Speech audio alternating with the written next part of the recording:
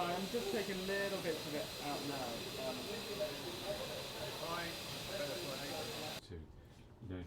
It's the subtle, you're looking at the subtle discoloration, not this change in the surface. I've shown you that one. And it's this area that we're looking at. And this is just reflection. Oh no, I must do that. Oh, I see. Yeah, And I'm the not next actually one? sure. Have you contacted David? And here we're looking at these areas, but there's damage down here as well.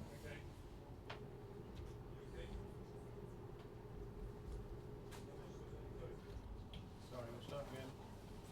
Take two. Tell me when. Whenever you're ready.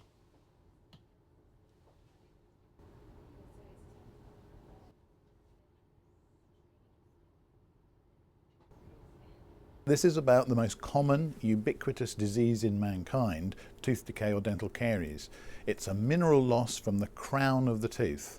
And so what this will do, rather than have to have fillings, rather than have to have an anaesthetic, rather than have to have a replacement with some sort of inanimate metal or composite or plastic, we're trying to repair the tooth to make it as good as or better than new by putting calcium and phosphate back into the tooth. Are you happy with all the Right, I'm just taking little bits of it out now. To be honest, I'm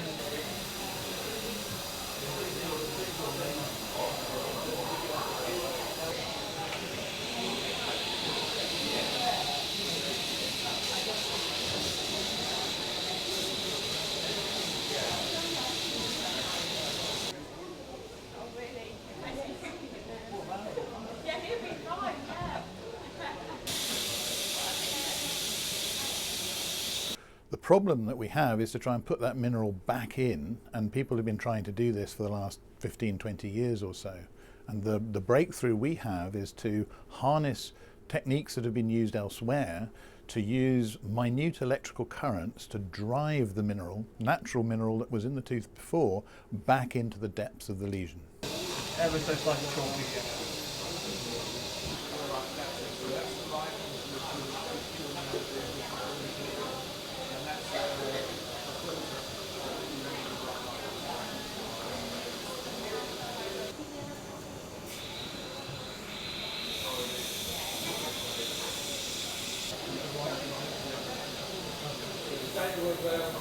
Despite our best efforts, all the filling materials that we have are not as good as the original tooth structure.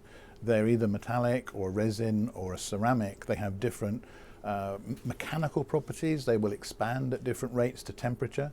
It's a very difficult environment in the mouth. We have ice cream 1 minute, hot coffee the next minute, so materials expand and contract, and they also aren't resistant to the next caries attack.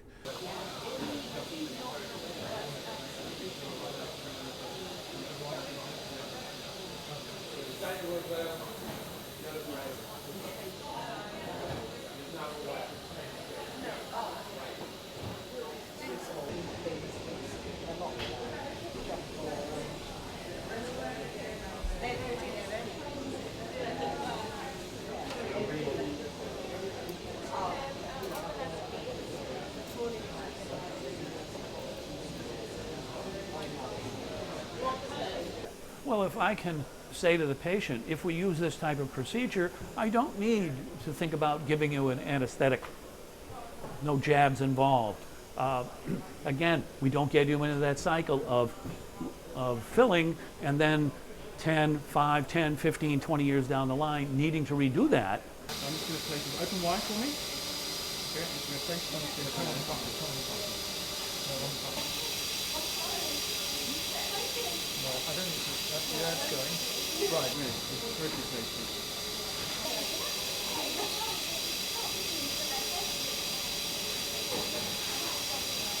What we're trying to do is to not have the tooth weakened.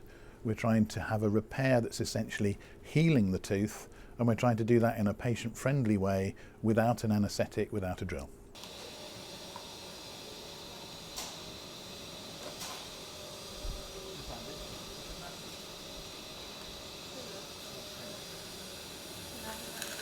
Right.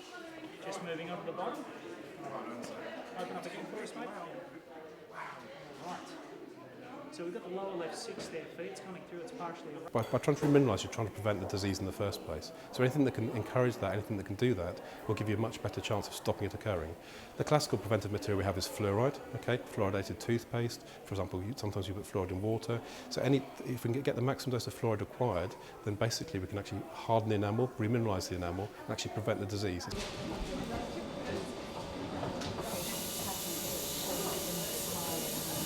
Okay, you want to do the electrical part, so we can do it whilst patient's lying down. So we do that next.